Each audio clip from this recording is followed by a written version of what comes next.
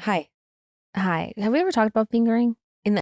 No, just in general. It's a lost art. I think so. It is a lost art. Bring back fingering. Bring back fingering, honestly, but it's like when you're in your adolescence and that like starts like the first time you get fingered, you're like, oh yeah. and they don't I know remember what they're every doing. time. Yeah, I do too. I do too. And as I never forget the ones that were particularly bad at it. And it was just like painful and not it. But I'm like, I think that fingering kind of gets slept on when someone knows how to do it correctly. Oh yeah. Usually women, it's like it's the vibe. I'm very down for it. But when it's just like you don't know what you're doing, it's just so not the vibe. No, it's the opposite. It's the opposite, but it's like lovely. Welcome to Disrespectfully with Katie Maloney and Dana Cathan. Unapologetically, we're here to do what we want to do. Spilling the tea. Babe, you're gonna see the power of women. Like disrespectfully. Sometimes I'm down for it to keep flowing. I'm like, no, I'm liking this. Keep cruising. Keep cruising. Keep on cruising. Hey, I was just telling everyone, apparently we work with a bunch of seamstresses because last time I wore this, I was twerking in this cardigan and my button came off, but luckily I saw it and put it in my purse. So past me looking out for future me. So I have the button, but I don't know how to sew for But what? Apparently everyone here, I can sew. including okay, well apparently I can sew buttons and like maybe a little stitch up a hole or something, but I'm not saying it's professional. I'm just saying I can do it. I can reinforce a button anytime. Apparently I knew how to sew when I was 16 after I stole something and took the thing off and there was that little hole and I would like sew that. Thank God I was a daisy. A what? That's like the earliest Girl Scout level. You were a daisy? Yeah, my uniform was a white shirt and a blue apron. So what does that require? How does one become a daisy? I don't know. I think we like made like sock puppets one time, so that's when I learned to sew. And then you quit? Your parents just sign you up. No, I was a brownie, and the brownie I f***ed with being a brownie because I liked the uniform because when you'd have like your meetings after school, you had to wear your uniform to the meeting, so you'd wear it to school, and then you were part of an elite club. But the brownie was like a brown skirt, knee-high socks that had these like little tassels that hung from them, a fucking sash with all your patches on it, and then also like there was a cool like attached like collar thing that I'd wear on my shirt. I'm picturing the little kid from Up. Like, did you do CPR training? I don't remember. I also remember like probably sewing, and we sold cookies. So did they sell cookies? And so is the next level Girl Scout? Yeah, I didn't do that. That's like me. I did Taekwondo for 4 years and I quit right before my black belt. That's when I started being a bad teenager and I just didn't want to do that. And I had a job. So I was like, no, but I regret for me. Definitely a regret. I put so much time into that. You should put it on your list of things you want to do this year. I know. I've thought about How's your diving going? Getting back or up. Swimming. It's not. All the things that I was like planning on doing. I've watched. Yeah, library card is it hasn't happened. So I would say it's collecting dust, but I still do want to do that. Haven't made a single clay thing. I did look into a pottery class, but then I got panicked because they kept calling me and I didn't want to talk to anyone on the phone. And it was a cult. They were so violent about it. And I was like, let me just put my credit card in and reserve the spot and come. And I got spooked. Yeah, I put in an appointment possibly request for like a lymphatic massage place. And they will call me 80 times a day. No. I'm like, first of all, calling on the phone? Mm-mm. And it identified, it said pottery. So I knew it wasn't a scam, but they called me like 6 times and left me almost threatening messages, I would say. And I was like, I can't do this. It's spendy. It's an expensive hobby. It's giving cult. Yeah. So who knows? Maybe I'll make something. Maybe I won't, but not from that place. I got too freaked out. I couldn't do it. But my friend, John, we knew this really chic couple, John and Jesse, but he is really good at pottery and makes these like incredible vases and all these things. And he makes these little clay cigarettes, like cigarette box with like a cigarette out of them. Raleigh has one. They're so amazing. So I'm like, I want to be like that. But he's been doing it for years and he's an artist. You could start with just like, you can go to Marshall's and get the kind of clay where you can just make it at home and you put it in the oven. Yeah, I would do, that was another thing on the list, but yeah, it just hasn't happened. So when I want to do a bunch of things, I get overwhelmed and I just lay down because I can't do it. Same. That's like on my...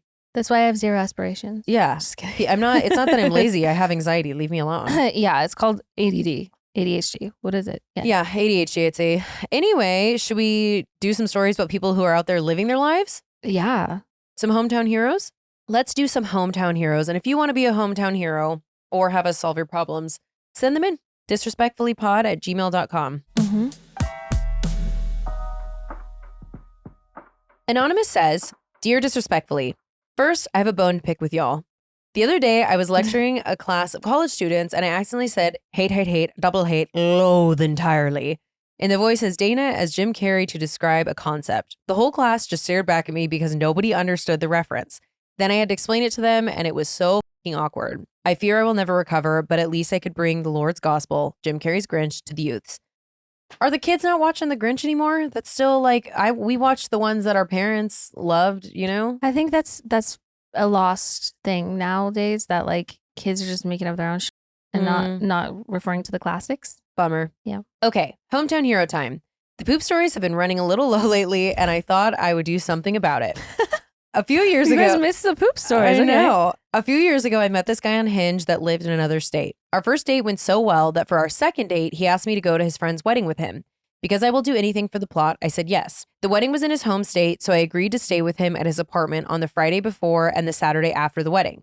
On Sunday, I was supposed to drive like 1,200 miles to go pick my roommate up from her long-distance situationship's house. We were both too broke for plane tickets and unhinged. Okay. Anyways, the wedding was magical. Problem is that we ate a ton of seafood. Immediately after eating a giant lobster roll, my stomach swelled up so much that I looked 6 months pregnant. My dress was loose and I was getting increasingly wasted, so I didn't worry too much about it. Don't you hate when that happens, when there's no sucking in that can happen, when it's just like you eat something and it doesn't sit right and you're belly. Flash forward to the next morning. My date and I were coming off the high of a great night and were making out in bed. Immediately, I felt a brutal cramp forming in my stomach. I leapt out of his super tall bed and instinctually just crouched on the floor to conceal myself from his view. As I crouched, the tiniest fart escaped me and I immediately knew I shit my shorts. But not a little shit. It was a massive, catastrophic date-ending one. I immediately flopped on the floor to conceal myself, desperately trying to distract my unsuspecting date with some flirty and frantic banter. I slithered my way to the bathroom across the hall, eager to toss all of my bottoms in the garbage. Then I discovered he had no trash can in the bathroom. Sir. God, I'm guessing this is like early 20s. Mm-hmm. I Winnie the Pooh my way back to the bedroom, trying to distract my date from the shorts in my hand. I thus began 3 straight days of me dumping my guts out into my date's 1-bedroom basement apartment. I literally couldn't leave because I couldn't go more than 10 minutes without my soul exiting my body. Never mind making the 1,200-mile drive to go get my roommate. Thankfully, my date was a great sport about it, bringing me electrolytes and toast and soup, pretending like he didn't hear me ripping all day long in his tiny apartment. As soon as I got a bit better and discovered Imodium through WebMD, packed up my things in shame and got out of there. At least the story has a happy ending. My roommate dumped her toxic situationship, and wedding boy and I have been dating for almost 4 years now. Guess you could say we've been through a lot of shit. LOL. Sincerely, Anonymous.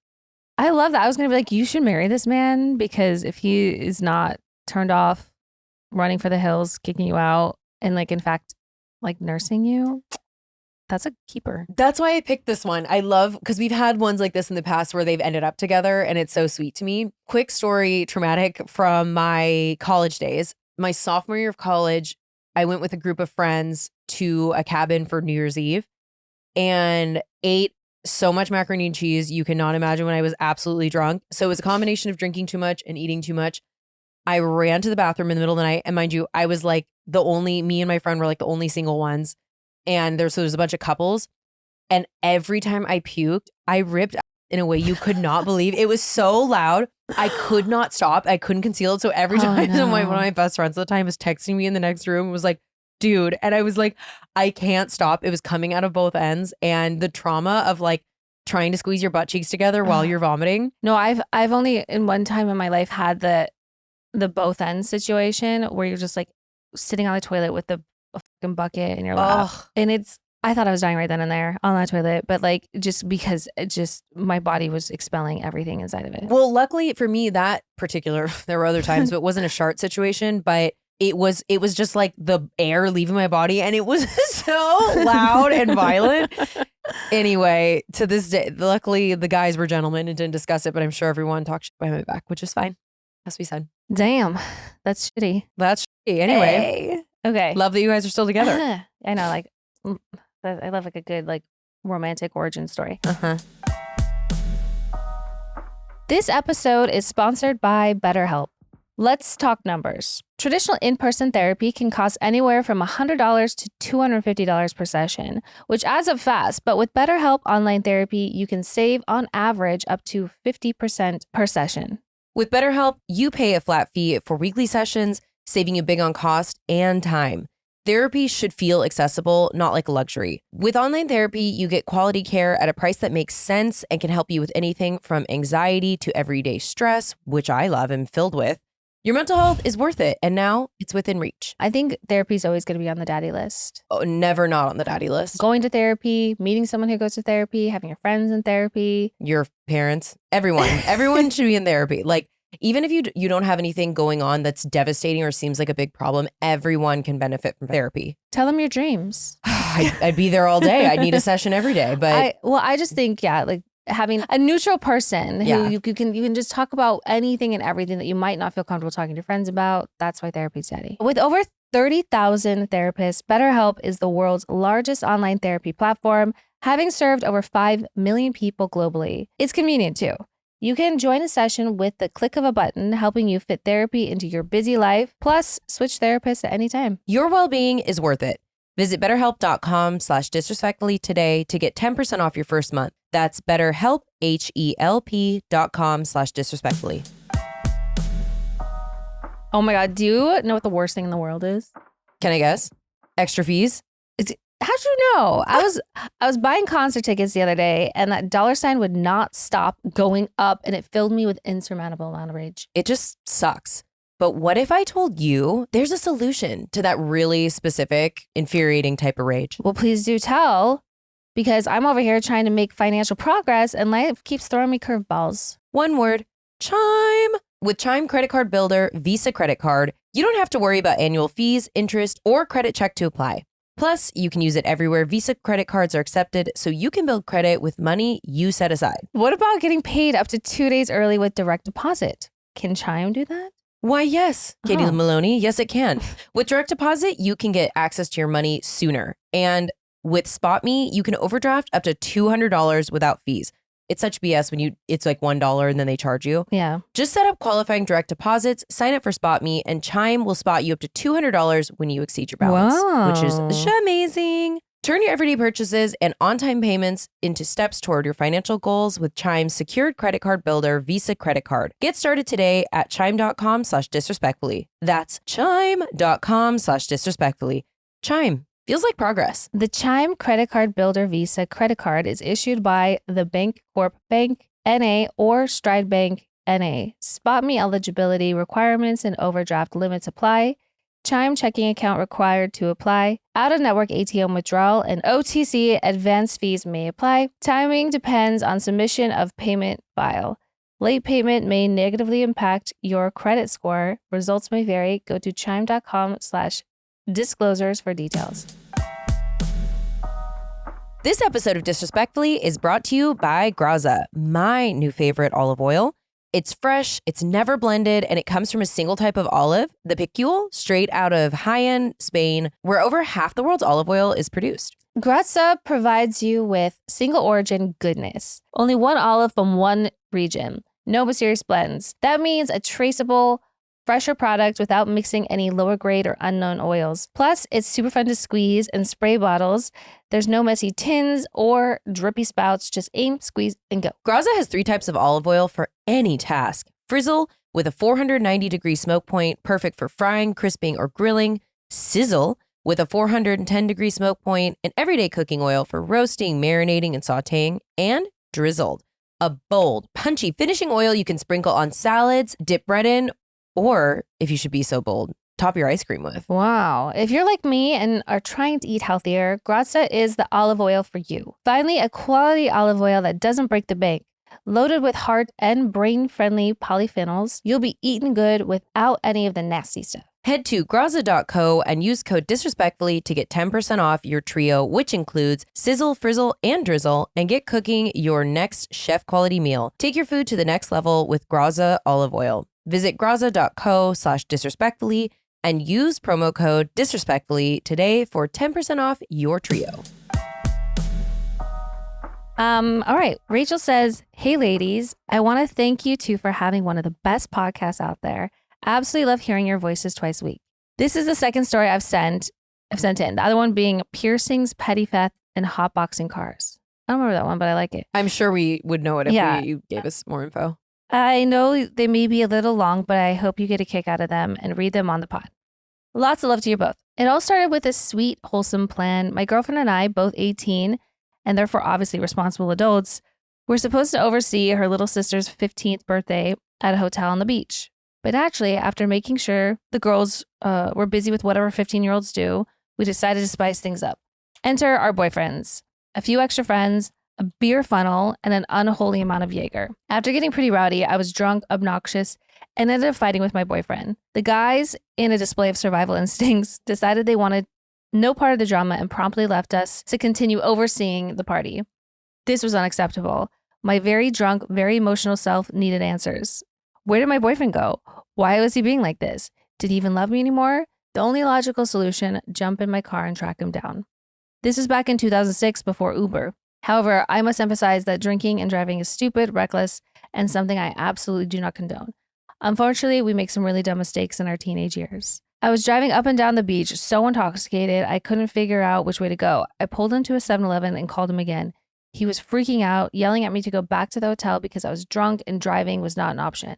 He told me he was on his way to get me and we'd meet back at the hotel. I then proceeded to back into the 7-Eleven, which, as it turns out, is a brick building. They typically are. Yeah. I heard a big crunch, but of course, being drunk as hell, I decided it wasn't a big deal and pulled out of the parking lot like nothing happened. At this point, my car was wobbling and leaning to one side. Unbothered, I pulled into a random hotel entrance and turned my car off in front of the security stand because clearly that was the best place to hide. Not even a minute later, red and blue lights appear behind me. A cop approached my window. Cop, did you happen to hit a 7-Eleven back there? Me staring blankly. I don't know what you're talking about. She walked to the back of my car where my trunk was completely caved in and my entire back tire was flat. She reached out and flaked some fresh colored brick paint. This looks pretty recent. Me, nah, it's been there for a while. Then she hit me with a question. Have you been drinking? And what I can only describe as a single dumbest thing I've ever said in my life, I proudly declared, I've had beer funnels and Jaeger bombs. I was toast, or at least I should have been. But just as I was about to get thrown in the back of the police car, my boyfriend, his legendary aunt, and her girlfriend pulled behind the cop. His aunt, who always had a swag, jumped out of the car, turned on the chum, and flirted with the cop. Somehow she convinced her to let us leave my car there for the night, as if it wasn't a wrecked vehicle with evidence of a literal crime all over it. I hopped in the car with them as they all sat there freaking out over what had just happened, fully aware of how I narrowly avoided getting arrested.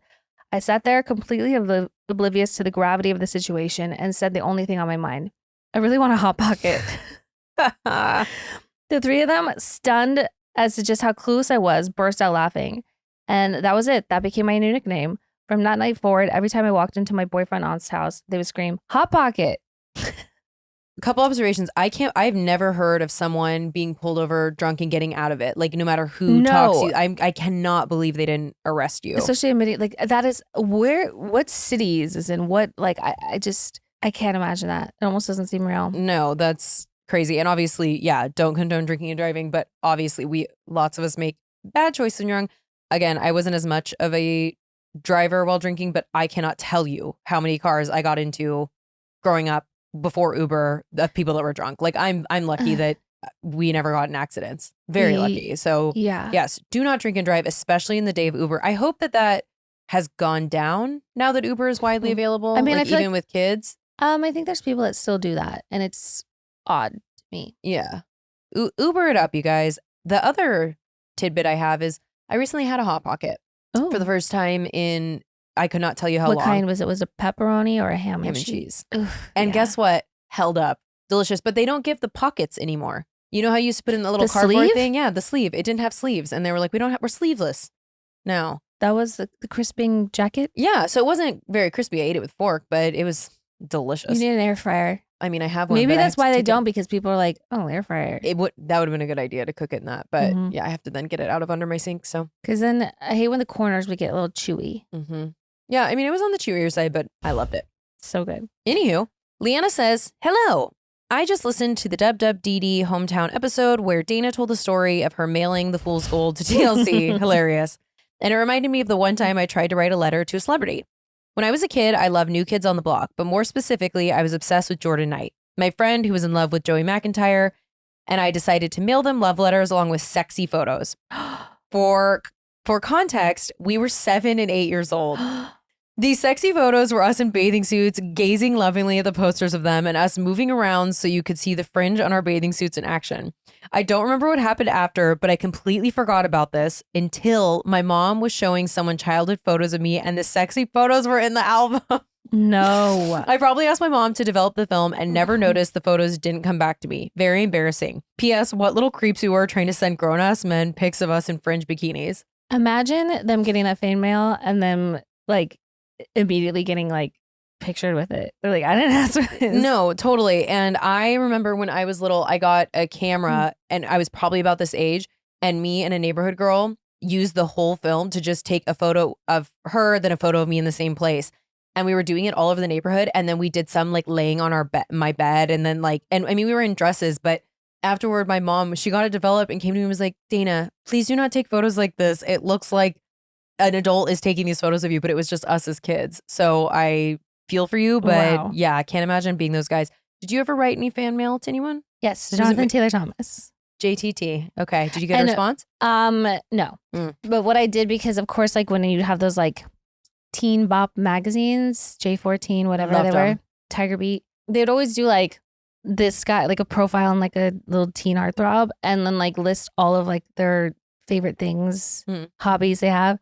I think Jonathan Taylor Thomas at one point was like, I love fly fishing. And I was like, I love fly fishing too. You're like me, classically known for fly fishing. That was probably like my only time of truly being massive pick me, but you know, we all have. What was the movie with him with the grizzly bear on the cover? Wild America with Devin Sawa. Yes. Good one. Great film. Classic. Jewel says, hi, Katie and Dana. Love you both and the pod. Your attitudes towards life and the patriarchy have really helped me find my voice and gain the confidence to speak my mind. So thank you for that. With that said, let's get tea and put a boy on blast. The year is 2013.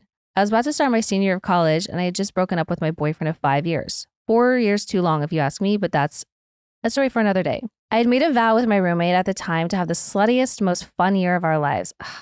Yeah, because who else would have that opportunity? Or when else would we have that opportunity? You'd be surprised. But anyway, I was ready to embark on my first date with bachelor number 1.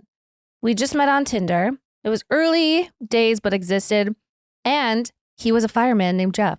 I wouldn't normally call him out by name, but it's kind of instrumental to the legacy he left. So we're first naming this bitch. This is going to be good, I thought. Who doesn't have a hookup with a fireman on their slutty bucket list? He was on call, so he invited me over to the firehouse. He introduced me to a couple of his firefighter buddies in the kitchen before taking me to his room.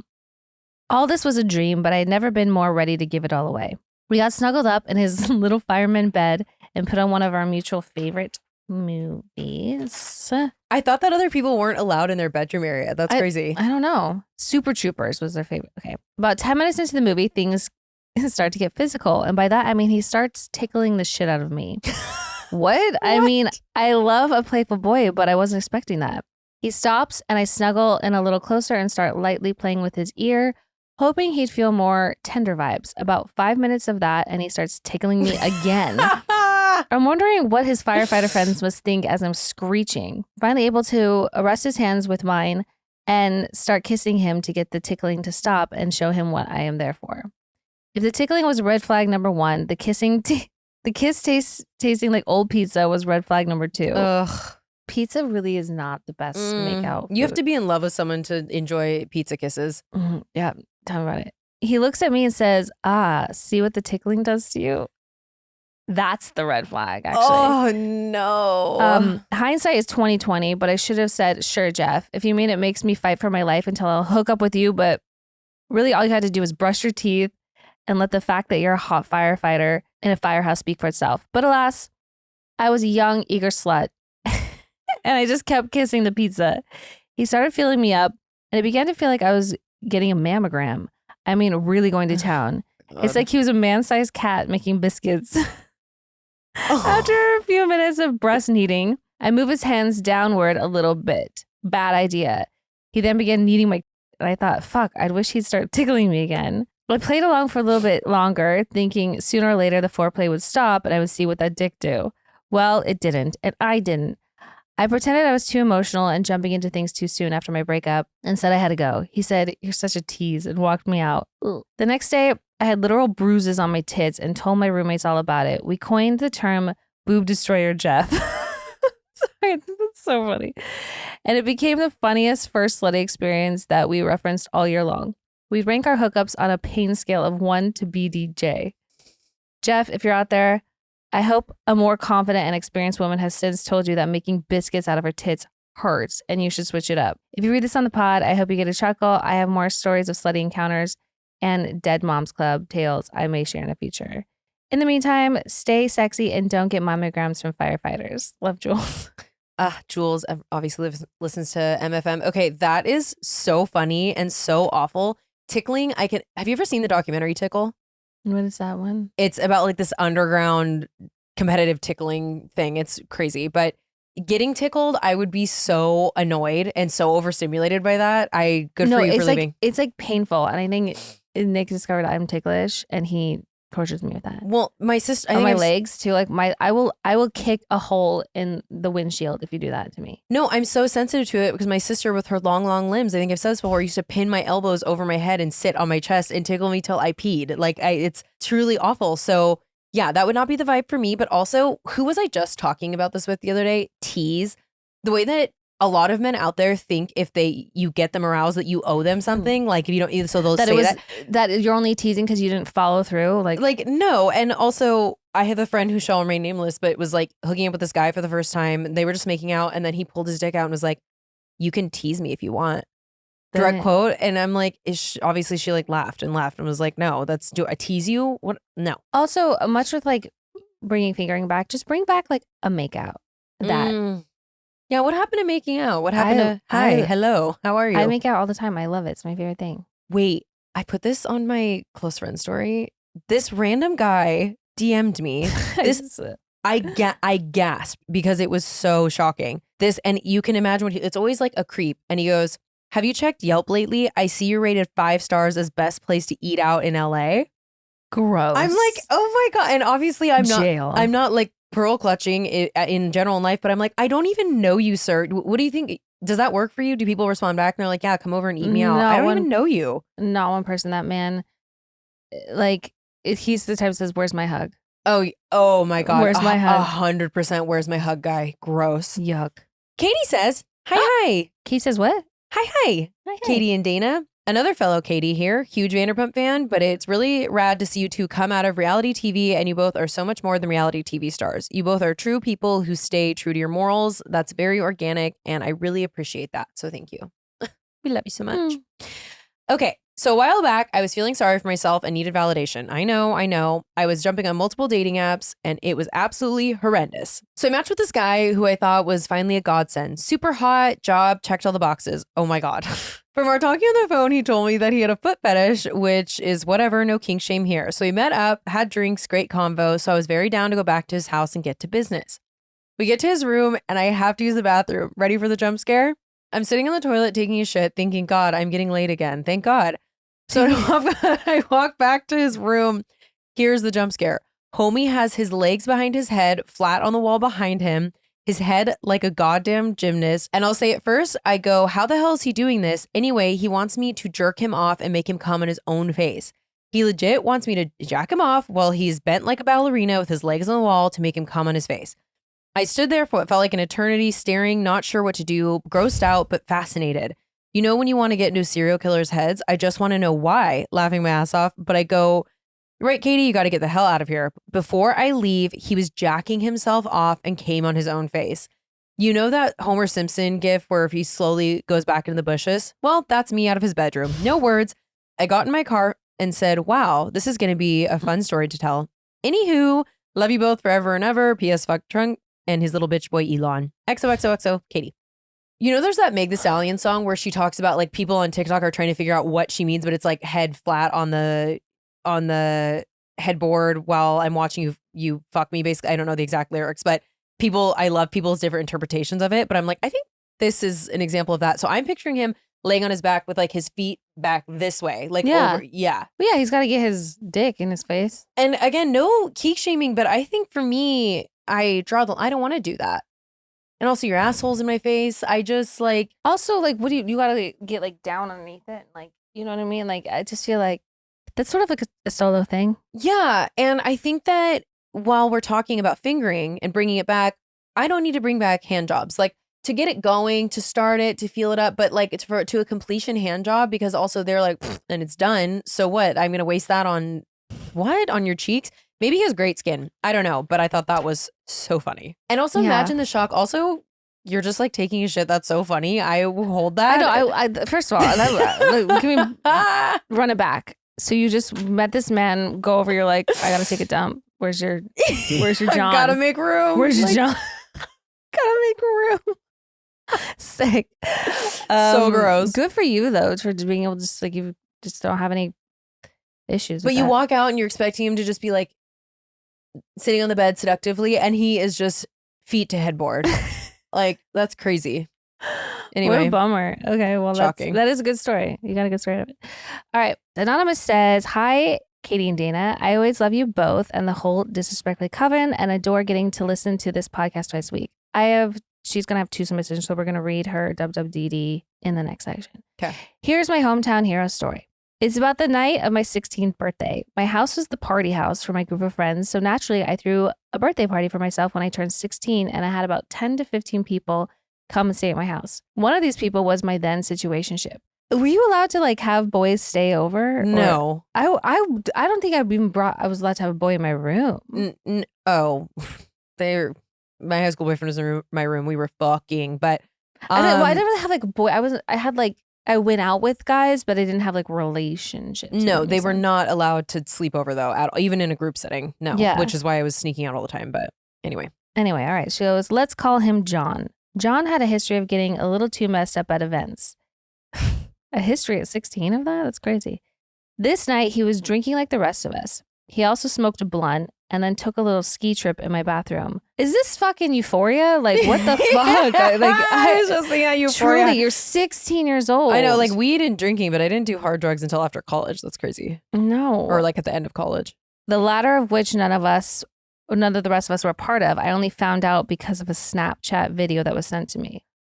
What? Wild. Okay. All of those substances made John feel pretty ill, and I found him lying on my front porch in dead of winter, just puking into a pile of snow.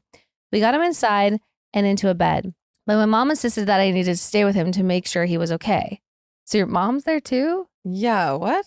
I got questions. Well, I think I've told before about one of the guys that like was the party house, and his dad, looking back how creepy it was, that I don't know that that's what's happening here, but he would like party with us, and it was like so gross and weird. Yeah. He kept puking, so of course we grabbed the puke bowl. And he had to sleep damn near naked because he was sweating like a whore in church. So there I was on my 16th birthday, laying next to a sweaty man who wouldn't stop throwing up buffalo chicken dip while the rest of my friends enjoyed my party. The next day, I threw the bowl out because I was too traumatized to ever use it again.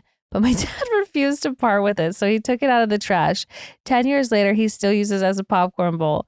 Another layer to the story is that John was also in a situationship with my gay best friend at the time, and neither my friend nor I knew about each other. Euphoria. Again, Euphoria. What the fuck? Honestly, this is like so not advanced, but this is so like progressive. I love this for John. Well, yeah. John's a bi king. John eventually went on to date another girl in our friend group. It was the messiest period of my life, and I was barely old enough to drive a car. Yeah. Thanks for that. Okay. Fuck. That's so like, yeah, that's wild. And I mean, I was, even as a bad kid, I'm like, that's crazy. So should I just read her? Yeah, let's Okay. just jump. We'll jump into some WWDD. Yeah.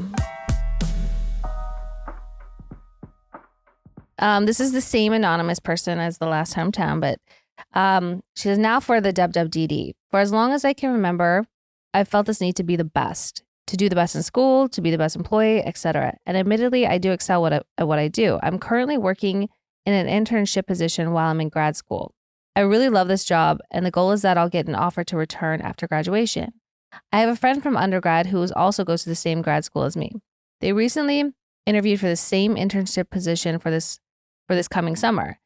They also have perfect grades, while mine are still above average, but not perfect. The interview process seems to be going well for them, and it seems like they're going to get the position. I'm so happy for them, as I know how intense the application process is, and I do think they will excel in the position, but subconsciously, I worry that I'm no longer going to be the best. I know this is all internal and I'm probably projecting, but I can't get rid of this worry. What would disrespectfully do? XOXO Anonymous. I mean, what do they say about comparison? Thief of joy. And I understand like you're worried about like them outshining you and overshadowing you, but like I think you should really just stay focused on yourself and doing the best that you can do and not necessarily being better than other people, because that I think is going to ruin a lot of things for you in the long run. Yeah, I think you should evaluate with yourself why that is the most important parameter and what you compare everything to. And it's like, just because someone has the piece of the pie doesn't mean there's not pie left over for you. So I think that I'm that way too. I'm competitive, and I have had to really understand that moments when I felt joy or proud of myself have changed because of me. I've changed them because comparing who has what, who's doing what, and we're all good at separate individual things. And it sounds like you're a very successful, intelligent person. So you should focus on that. And if this is the role they're going to get, great, well-deserved. That means there's something better coming for you. So put your attention toward finding out what that is. And just take some pressure off yourself. There's an amount of that I think is valuable for people to keep them aspirational and, getting to new places in life. But then it becomes toxic. It's like whatever toxic positivity is, it's the version of this. Well, yeah. And I think you get further away from yourself and your identity when you're more focused on one-upping people too. I think when you're more focused on being the best of yourself and the best friend or the best that are more personal to you, I think it's a little more gratifying than trying to like worry about, because at the end of the day, there's always going to be someone. Yeah. You got to accept that. Yep. Hope that helps. I don't know about you, but I'm already getting the itch for spring cleaning. This year, consider starting with your bra drawer. Ladies, imagine if every time you reach for a bra, you pull one out you actually want to wear, one that makes you feel as light and breezy as a spring day. If you can't think of one, it's probably because you don't own Honey Love yet. Today's sponsor, Honey Love, has completely transformed the bra game. Say goodbye to the discomfort of underwire and bulky fabrics that trap heat. Honey Love's bras are designed with supportive bonding that eliminates the need for underwire while still giving you all the lift you want. Underwire is so early aughts. It's kind of like, I say early aughts because you know how like ladies were mistreated in the media? We were also mistreating our ladies under our shirts. That's very smart. Who's gonna wear a bra if it's uncomfy and you're just waiting to get home to take it off? It's not gonna happen. Yeah, I want something that's soft and like a light hug, but not like squishing or poking. And the fabric, it's so soft, it feels like a second skin, which makes it perfect for those warmer spring days. You'll immediately notice the difference. It's so unbelievably comfortable, you'll forget you're even wearing it. Treat yourself to the most comfortable bra on earth and save 20% off site-wide at honeylove.com/disrespectfully. Use our exclusive link to get 20% off. honeylove.com/disrespectfully. After you purchase, they'll ask where you heard about them. Please support our show and tell them that we sent you. Treat yourself to Honey Love because you deserve. I'm obsessed with quickies, and I just had a new collab with them come out. Your collabs are always the best. I'm biased, but they're so cute. You guys do such a good job picking them. After this, I'm going to go home and put on Overexposed, one of the new ones I got that I'm obsessed with. It's just about, for me, quickies, salon quality nails. For the girls, the gays, the theys, it takes like 2 seconds to put them on. And for under 24 bones, it's like a manicure these days you need to take out a loan for. Well, yeah, anything I can do at home that I don't have to go sit in an uncomfortable chair. I want to just be able to like pop them on real quick. They look like salon quality nails, and a fraction of the price. Well, and it's not like one size fits all. There's tons of lengths and sizes, so there's something for everyone. Each kit comes with 24 nails in 10 sizes to help you find your perfect fit, a tube of liquid glue, and mini nail file. Plus, Quickies is the first and only press-on nail brand to use a functional travel zip pouch packaging, so you can easily take your quickies on the go. I've seen you do it in like so many different locations. You just quickie it up. Eliminate wasteful plastic trays and chunky cardboard boxes. And even better, $1 per order is donated to the LGBTQ plus communities and abortion funds, because your manicure might be a quick fix, but fighting the patriarchy isn't. No, it isn't. Do you want to hear more about my collab? Where do you come up with the ideas? You and Bailey, who's just so hot, just sit down and figure it out? Yeah, we start like a Pinterest board of just like designs that I'm like really feeling. We also keep in mind the time of year, springtime, but mostly just like, what do I want to put on my nails? Like what kind of nails do I want? I'm someone that loves like, I'll go short for one, set and then I'll want to go long. And like, so having that variation in the collection, having him feel like sort of like, feminine, but wanted like some like edge to it per usual with nails. But I think there's something for everyone, whether it's like the little secret garden, this short, dark floral, the overexposed is like a take on a French tip. We got the bad romance, red to black ombre, which are so Those sexy. are cool. And I love like mixing up game over. You like have one that's a French, one that's a solid red. We've got ones that look like pierced nipple, basically. But we have a lot of fun. You guys do have a lot of fun. They're so cute.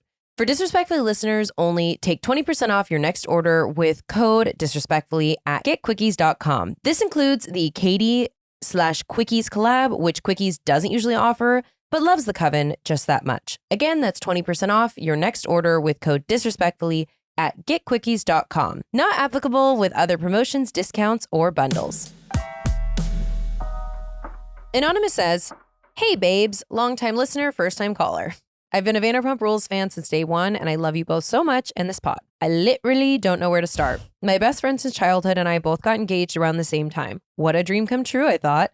Getting to plan our wedding together, we'll marry the love of our lives. We finally both had really solid relationships with the best guys ever at our side after many rocky and failed relationships, and even better, the four of us are inseparable. Literally a dream, until it wasn't. My best friend confided in me that she's been cheating on her fiance. I literally couldn't believe it. How could someone I trusted since grade school be capable of this? I never saw this coming. To add to the shock, it's a full-blown affair and her fiance's very close friend. Oh no. I couldn't pick my mouth up off the ground. She had never done anything remotely close to this and in the past, and trust me when I say some of the dudes from her past would have deserved it, but not this fiance. He worships the ground she steps on. She has obviously begged me not to tell him and that she would break up with her fiance on her own time, but I'm feeling so many emotions of my own.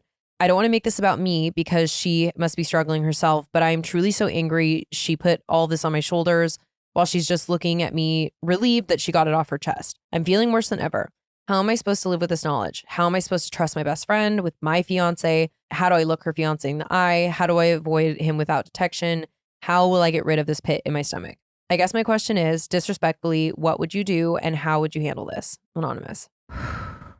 That's such You can't get involved. It's such a tough situation to be in, but it's just not your place. It does need to come from her. However, you are well within your right to set boundaries with her. If you're not comfortable with this, you should tell her the things you're telling us. Say, I'm angry at you. I'm disappointed in you. This makes me feel differently about our relationship. And you need to tell him, or I'm not able to like stay in this relationship with you. And he's going to wonder why we're not friends anymore. I think if you're trying to put distance, you have to just paint the picture for her. It's just like, well, how's he going to feel if I can't look him in the eye because I know this thing that's going on behind his back? Like, she needs to put herself in your shoes and be like, I don't know. I think you getting involved or threatening to get involved is going to cause more problems. I am also especially someone that it's on my face. I cannot hide something. So I totally understand the uncomfortability on your part of being able to like fake the funk. So yeah, you just need to be super upfront with her about where you're at with it and that you're not okay with it. Yeah. But I think as far as like trusting, I think while it can be shocking initially and make you question a person, I think trying to ask her the right questions to understand how this happened and what, it's like, I don't think it necessarily makes her the worst person on the planet. No. So I don't think you should have to be like, oh, who is this person? I don't know them. And can I trust them around my fiance? I mean, there's probably a very good reason why this happened. Not that it's appropriate, but like, I do think it's a little strange.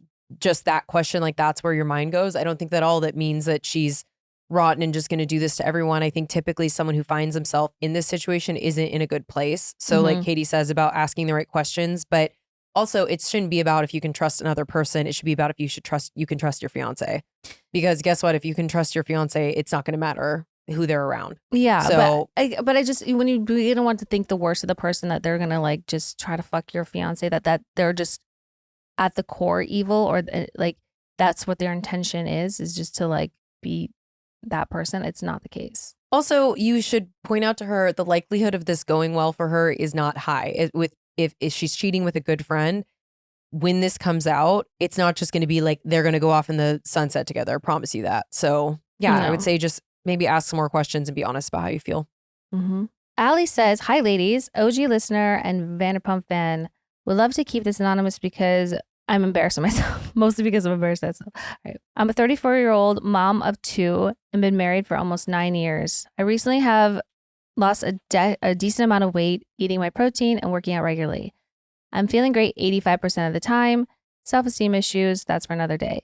It's become more apparent to me that my husband has gained a decent amount of weight pretty quickly. It's gotten to a point where it has become more of a chore to have sex with him. I'm not finding him as attractive as I used to and feel terrible about it. He's a good dad, a great provider, but my sex drive has gone to 0. How do I move forward knowing that I might not be as attracted to him as I used to be? Thanks for all you do. That is really tough. It's such a tough one. That's the last thing you want to do is look at somebody and be like, I'm not attracted to you anymore. And that's why having sex with you is difficult, because if they're probably aware of like the changes in their body and probably not feeling super great about it, because if they were feeling confident, you might still be attracted to them. I think there's a lot more happening that's turning you off to them than just their stature. So this one's hard. This is why I wanted to see what you thought about it too, because like I don't know how I would approach that. I would say we could start with the things you shouldn't do, which I don't think you are, because you're saying you're aware that you feel embarrassed about it or ashamed, which you shouldn't, but not being unkind to them about it, because it's never like, we have people write in all the time that say like their partners are just like, I'm not attracted to you, you're overweight. When that is so not the way that you go about this, because it is so sensitive. And I think coming from it from a place of compassion, first of all. So as long as you're not doing any of that, great. I would say maybe without having to verbalize that part that you're feeling, maybe try to make it more about a partner thing that you do together. Like you're working out and you're eating a certain way. So maybe try to get them to work out with you, or say like, hey, what are some things you like to enjoy? I want to be more active. I want us to be healthy for our children. You know, what do you like doing? And then maybe make it a thing where it's something you guys are doing together, you know? I mean, yeah, I think if you don't necessarily want to like trick them into it, because at the end of the day, I think there's got to be a way where you can bring it up to them that's not going to be hurtful. I would avoid saying I'm not attracted to you, and like, but just saying like, I want to bring this up to you in a way and coming from a really loving place, because obviously like, you know, if there's something else going on, if you're like not happy and this is how it's manifesting, I want to know. But like, I've noticed that like you have like gained a little weight, and I just want to like see if you're okay. Yeah, I don't know. It's just such a hard way of saying that. So I don't think it's like tricking them if you want them to have, you know, like, let's have a healthier lifestyle together. But just say, I just want to check in with you and see how you're feeling. Because also it sounds like you gained weight and lost weight too. So coming from a perspective of like, I've been there. Exactly. And I think also too, our weights do fluctuate a lot and they change. So it's like maybe not saying anything right away and just seeing like how they, you know, they're obviously saw what you just went through. So maybe they'll be inspired. They just sometimes even get there on their own. When they feel pressured into it, it never works out. That's why I'm more so mean about like, just see if they are interested in the same things that you're interested in right now, and like doing it as a couple, and then just naturally see how it goes, and then maybe have that conversation more down the line. But it is sensitive. And look, I don't know the perfect answer for this. All I know is that trying to make them feel bad about it is not the vibe, and like will lead to fractures in your relationship that you might not be able to come back from. Well, because you know, when you gain weight, you feel so insecure inside your body. Yeah, it's awful. So it's for the one person that's supposed to love you and make you feel good, you know, that would just devastate me. Yeah, same. So that's a tough one, but I would say coming from compassion and just being gentle with it. Yeah. Anonymous says, hi, my credentials are day one listener, my number one podcast on Spotify Wrapped, Team Kada and Kada. Who's Kada? It's us. Team Kate. It is us. Team Katie and Dana for life. Okay, so here's my silly question. Should I unfollow or force unfollow people I've gone out with if it didn't work out? There are about 4 people on my Instagram that I went out with on multiple dates, but for various reasons, we didn't pursue a relationship. They're still cool people, and we have a platonic social media relationship now. My girlfriend hasn't mentioned anything about it, but sometimes when I giggle at my phone over an Instagram story they posted, I casually refer to them as a friend, even though they're more like pen pals at this point. On the flip side, I don't want the unfollowing to create any awkwardness or animosity, like they'd assume I dislike them. I'm just a girl. I think I'm different about this than Katie is, but I'm kind of like, when I'm done with them, I'm done with them. I don't want to see their shit. Even if it's not a malignant thing that feels bad, I'm just kind of like, you're a past person. So I would say you're going to have to do what feels right for you. If it is just something platonic and it's not harming your relationship, you shouldn't necessarily feel guilty or feel forced to like unfollow these people. But if it's something that is just it's in the past or you feel that it's threatening your relationship, not even your partner feeling that way, but like you're noticing the giggles or whatever, then yeah, who cares if they think you don't like them?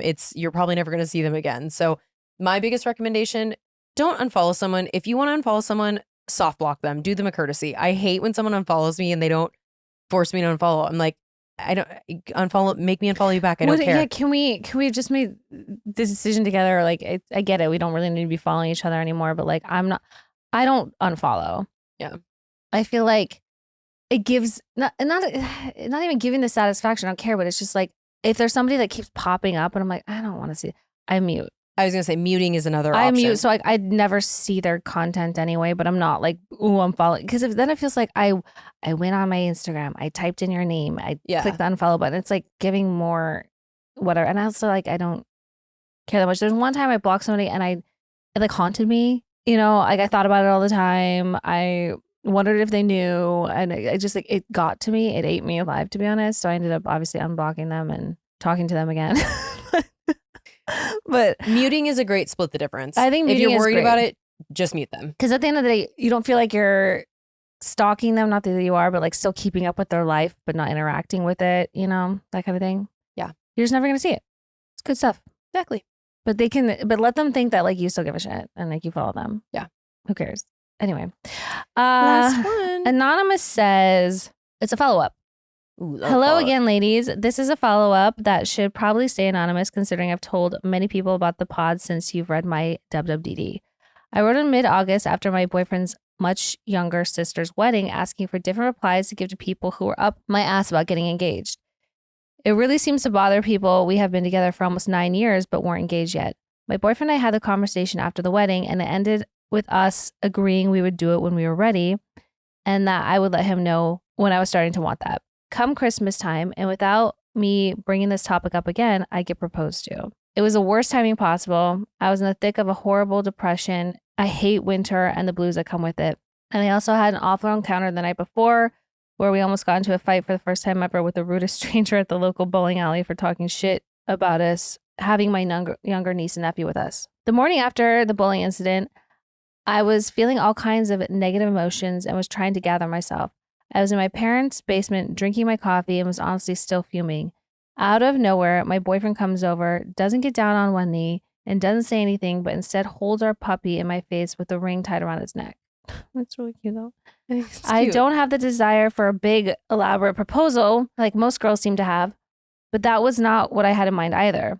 Flash forward to now, the ick is still there. I'm getting used to wearing the ring, but those feelings of just wanting something a little more thoughtful with my wants in mind will not leave my brain. He's aware of my feelings and I do feel guilty for them. Any advice on how to let that all go? I'm a fellow OCD girl, so the thoughts are hard to get rid of.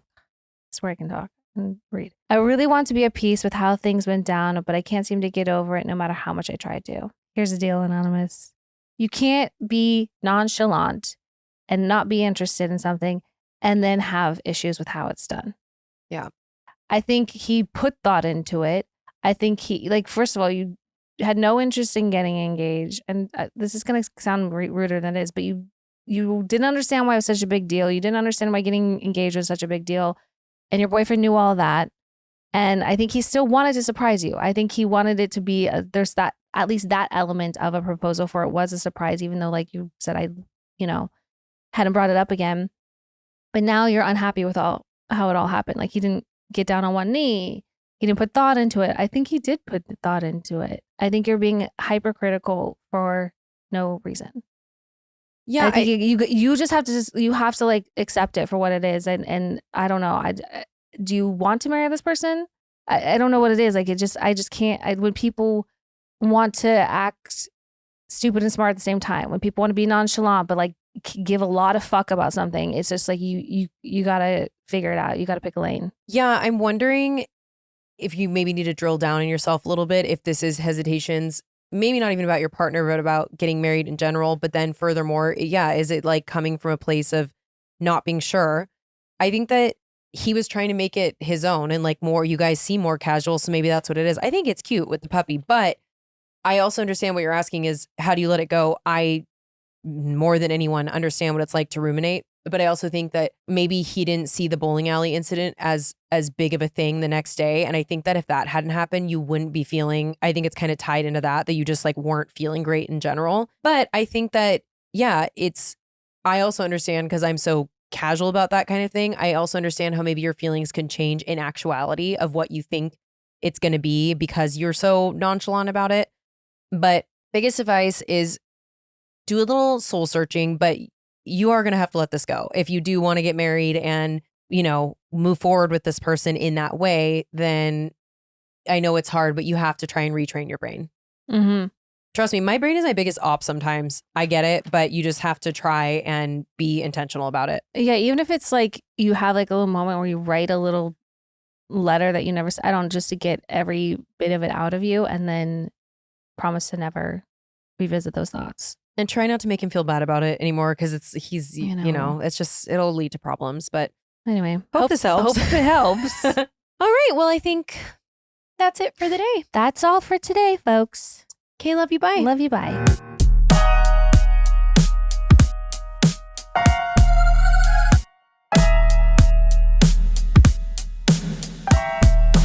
Babe, you're going to see the power of women. Like, Disrespectfully.